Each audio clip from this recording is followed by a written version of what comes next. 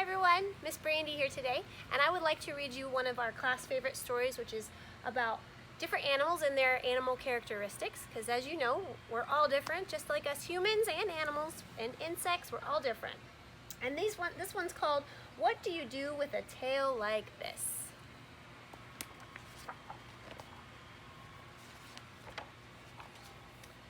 What do you do with a nose like this?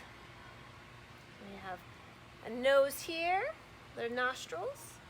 Nostrils, the nostrils are the holes in your nose. Here, here, and here. Lots of different noses. Say if you're a platypus, you would use your nose to dig in the mud. That's how you'd find your food. If you were a hyena, you would find your next meal through your nose, because hyenas have very good sniffers, so they're able to smell their food from far away. If you're an elephant, you can use your nose for lots of different things, especially giving yourself a bath.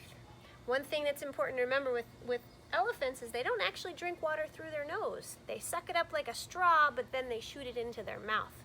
It's like us trying to drink water through our nose. If we took a big sniff of water, we wouldn't be able to drink that way. We'd probably end up coughing. If you're a mole, you would use your nose to find your way underground. Because remember, moles live underground, and so they don't see very well in the dark, so they use their nose. And this is why this nose here of this mole has different types of like tentacles or fingers that helps them feel around through the dirt in the dark. And if you're an alligator, you would breathe through your nose while you're hiding in the water. So only your nose would stick out, so you could hide from prey so that you could find your next meal. What would you do with ears like these? There's some ears right here, some upside down ears. We've got some some ears there. We've got some big long ears. There's a leg. And then, where would an ear be here? Right there. Stewie's trying to make an appearance, if you can see him back there. So if you were a jackrabbit, you would use your ears to keep cool, because jackrabbits live in the desert, and they can't breathe they don't breathe like a dog does when they go. That's how they cool off. So jackrabbits have very big ears so that they can release a lot of their body heat that way. Say if you were a bat, you would be able to see with your ears, because remember, bats are they're nocturnal, and so they go out at nighttime trying to find their food. So they use echolocation, which are sound vibrations that bounce off the insects that they eat. If you were a cricket, you would hear with your ears that are on your knees. Not very many people know that, but crickets' ears are actually on their knees. If you were a hippo, you would close your ears when you're underwater. So you were able to, they actually have a piece of skin that they would close their ears so water doesn't get inside their ears. That could come in pretty handy if we were swimming, huh? If you were a humpback whale, you would hear sounds from hundreds and hundreds of miles away. They're very good at hearing. And their ears are actually located right behind their eyes. What would you do with a tail like this? So different colored tails. This one has a sharp point at the end, some hair and some spots. This one curls around. Ooh, this one's white and black. I wonder what that one is. And this one's a long green tail. Say if you were a giraffe, you brush off pesky flies with your tail by swishing it around. You can see horses do that too. If you were a skunk, you would lift your tail to warn that a stinky spray is on its way. Remember, a skunk's defense is to spray that really stinky smell. And that helps get predators to move away and not try and eat a skunk. But it doesn't always work. If you were a lizard, you would break off your tail. And that's how you get away from predators. Say some lizards, like the alligator lizard, can remove its tail or break it off. And it'll squirm on the ground to distract the predator from the lizard, because the lizard's the prey, and then the lizard can run away while the predator is left there looking at the tail. It's a really good animal defense. If you're a scorpion, your tail can give a nasty sting, and that's another animal defense. He uses his stinger on his tail to try and defend himself. And if you were a monkey, you would hang upside down from a tree with your tail. Monkeys use their tails just like an extra arm or leg so that they can keep their balance, because they live in trees. And monkeys have tails and apes do not have tails.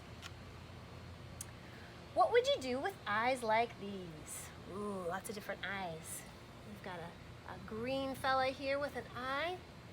This one looks like it might be a bird of some sort because it has a beak there. Here's a blue animal with an interesting eye.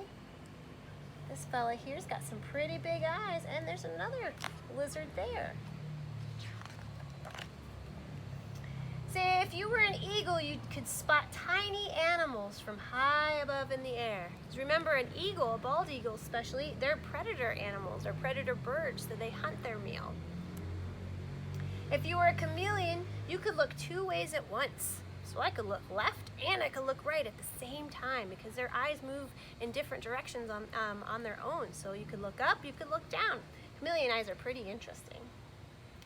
If you were a four-eyed fish, you could look above and below the water at the same time. And I bet that really helps that fish be able to find whenever predators are lurking nearby, being able to look above and below the water at the same time.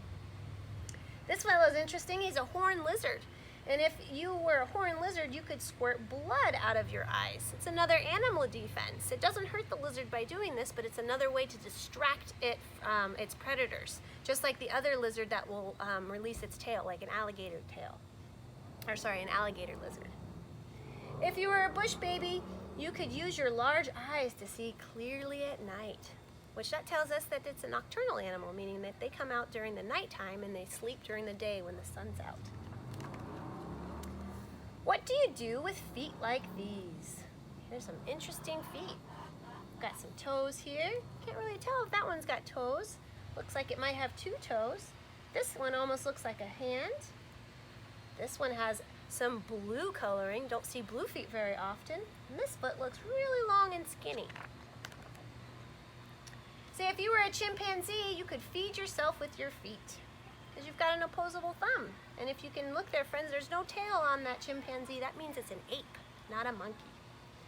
If you are a blue-footed booby, you could dance. Say these birds are really well known for their blue feet, and they have a special webbing between their feet. These are called web feet, and that helps them swim. And they also do different dances to find other birds that they like. So if you were a water strider, you could walk on water with those feet. That would be a lot of fun, wouldn't it, friends?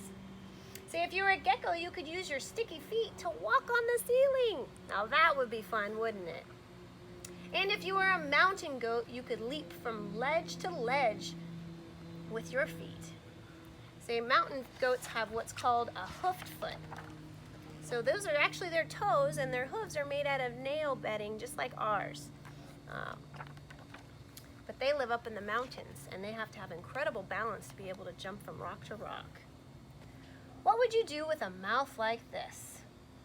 Well, we can tell this fella here's got a mouth here. This mouth is really big and long. There's another mouth here. It looks like he might have a couple teeth in there. That doesn't look like a very interesting mouth or look like a mouth at all, really. And then there's this fella here. That's a mouth as well. Hi, Amalthea. It's our cat. Everybody wants to make an appearance today in this story. If you were a pelican, you could use your mouth as a net to scoop up fish.